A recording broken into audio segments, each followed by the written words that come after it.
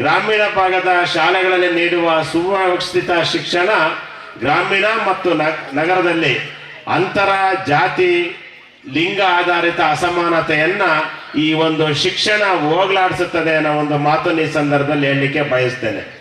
ಇವತ್ತಿನ ಈ ಆಧುನಿಕ ದಿನಗಳಲ್ಲಿ, ಆಧುನಿಕ ಪ್ರಪಂಚದಲ್ಲಿ ಗ್ರಾಮೀಣ ಭಾಗದ ಶಾಲೆಗಳಿಗೆ ಮೂಲಭೂತ ಸೌಕರ್ಯಗಳನ್ನು ಒದಗಿಸೋದು ಅಷ್ಟು ಸುಲಭವಲ್ಲ.